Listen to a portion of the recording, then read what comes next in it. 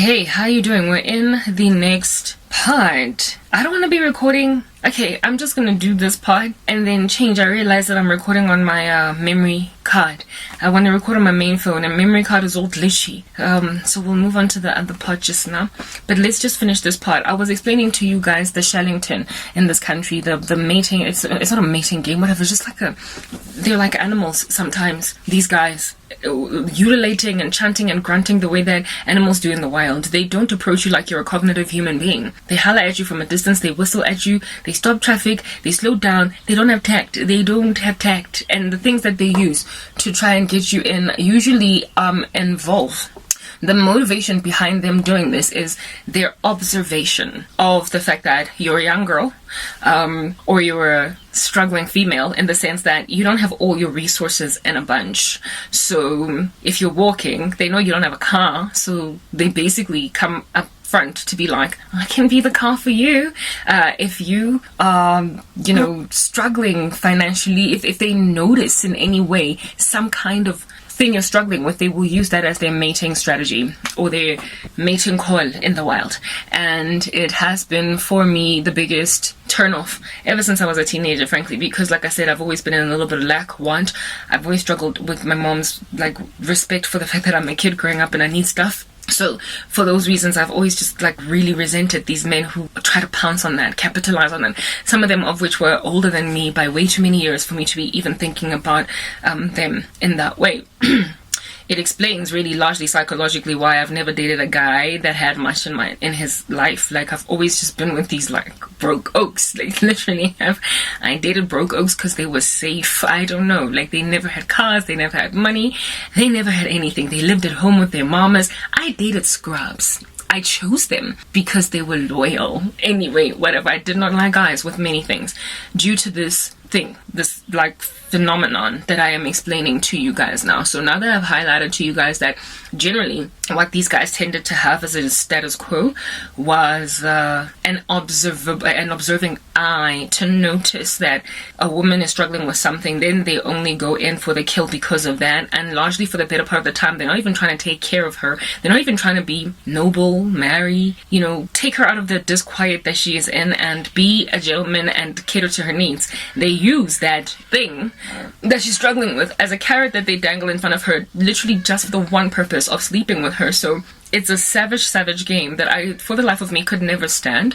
And as a kid, I've always, therefore, gazed upon these ululating guys, because that's literally what they are, from a distance, when they're hollering at you from that far, when they don't know you from above, so haven't gauged whether or not you're worth their while to pursue, and they're like, hello, sister Jean-Claude. I've always imagined them as ones who are ululating from a distance, whatever. Anyway, I've always gazed upon that activity with irritation, a great deal of irritation.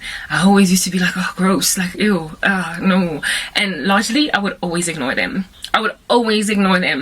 Oh my goodness, there was this one dude that kept on following me slowly because there were no cars behind him, all the way up until I almost got home. And I told him that I was going to scream and yell and cause the neighbors to come out of their houses and to find out what's going on with this teenage girl if he doesn't leave me, because I didn't want him to find out where I lived. But he followed me for so long that I literally, he could have totally walked into the yard with me, or rather driven into the complex gate with me. But it was only at the time when I told him, I'm gonna make a show here in this neighborhood and neighbors gonna come out and they're gonna club you to death. You better be careful. I got uniform on. I got school uniform on. You be looking like a pedophile. Get out of my face type sit up thing. And it made the dude leave eventually. Alright? So I've always really just hated that kind of pursuit.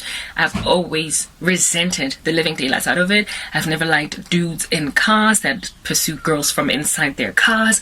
I've never, if a guy cannot just come up to you and talk, have a decent conversation and from it gauge if it'll, if you can't be normal in how you pursue me, but you have to be like an animal in the wild, I'm not trying to do that. And in the black community, they pursue you like an animal in the wild with all different kinds of, vocal antics. Genesis, nice. Can't stand it. Anyway, now that you have that context, allow me to help you understand just how much it grieved me to do this, to allow myself to be one who responds to such mating calls. Anyway, usually I would just roll my eyes, ignore them completely, and if they don't leave me alone, threaten them with some kind of, vigilantic activity against them for daring, afflict with all of your unwanted pursuit a little girl. But this time I had to abide by it. I had to respond. Ooh, guys, yeah. Lord forbid. You know what, guys? I want to be a mom. I want to be a parent. And should the Lord grant me daughters, I just have this, plan to really shield them if I can. As best as I possibly can from the predators of this world, because I never was given that luxury. I want to see how a kid comes out on the other side that is naturally very gifted, that's talented, that has very much going for themselves, but that also alongside everything that they have going for themselves naturally has got the environmental support to cultivate all of their gifting and help them thrive in society. I want to see the outcomes, the difference, like a little bit of a longitudinal study over the course of a life to see what the outcome of that child is when they have all the care they need. I am the control, case in the sense that I was a girl child with everything internally gifted by God, going for herself, but without the outward support. I want to see what girls would come out like. Should they come out like me, internally, gifted as richly as I am, but with support? What they can do, what they ultimately become.